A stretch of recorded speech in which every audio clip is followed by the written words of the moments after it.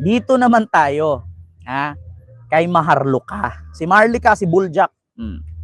Si Maharlika may nilabas sa kanyang post, sa kanyang Facebook page, na isa daw si bagong PCO, G. Ruiz, no, nakasama ni Attorney Claire, tumatanggap daw ng milyones. Kaya naging PCO. 'Di ba? So ito mga kababayan, i-search ko lang ha. Para hindi tayo ball jakan. Search ko lang para hindi tayo hindi tayo masabihang fake news. Kasi may pinost kasi si Maharlika. Boljakan, ito na. Ay hindi ito. Yung page niya mismo. Boljak TV.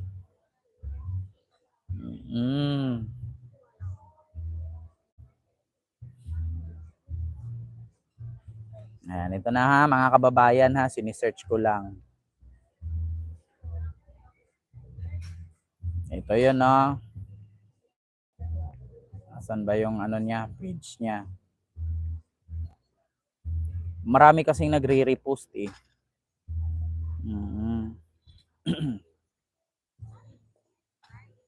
Saan ba yung page niya dito?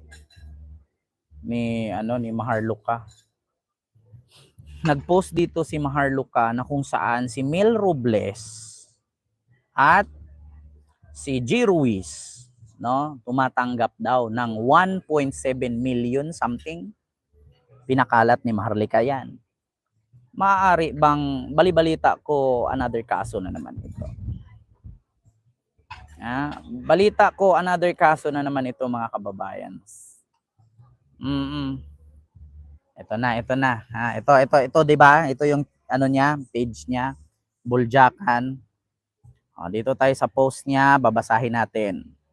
Para makita natin dito yung post niya.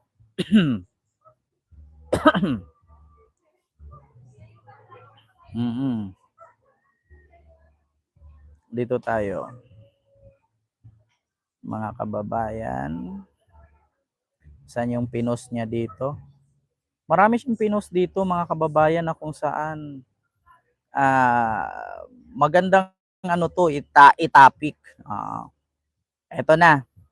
Ito, 2 days ago. Maharlika, Buljak. Buljakan. Kanyang page yan, Facebook page. Ayan na. Nakasaad dito, mga kababayan, mga kapamilya, nakasaad sa kanyang page. Hanapin nyo, Buljak. 2 days ago post. Sabi niya, basta pinakita ko sa inyo, actually malabo, kaya pinakita ko lang siya sa inyo. So ito siya, basahin ko na lang. PCO G. Ruiz. Ito, truthful facts, sabi niya. Na kumalmal ka ng 178.5 million sa PCSO/Mel Robles. Allegedly, nagkasosyo pa kayo ni Mel Robles sa art gallery.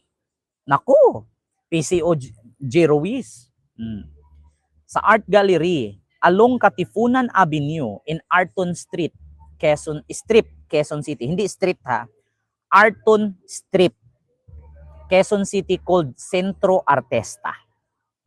Kasosyo daw ni bagong PCO G. Ruiz, si Mel Robles na general manager ng PCSO sa negosyo nilang art gallery na kung saan natatawag itong Centro Artista sa Arton Street, Quezon City.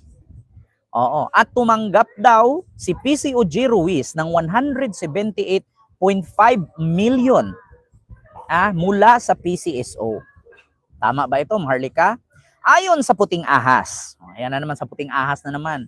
Di umano, front for money laundering through expensive art dealings are racket nyo. Through front for money laundering. Through expensive art dealings ang racket nyo.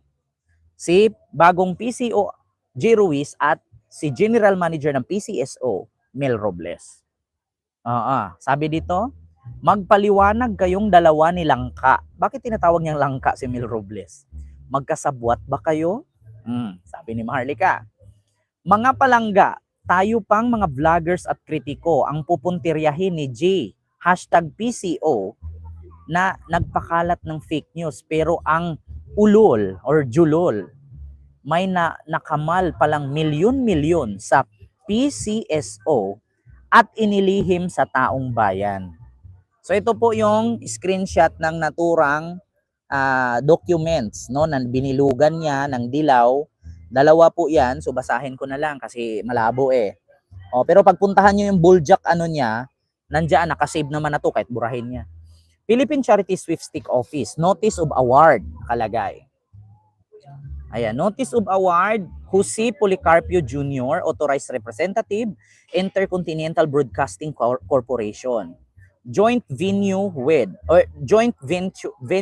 with JVC Ruiz.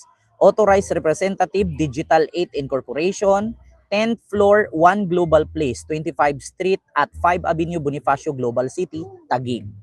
Procurement of broadcast production and transmission of to TV network of PCSO, Lotto draws and other games and programs. Yan ang nakalagay. October 30, 2024 ang naturang documents. So ito naman yung isa.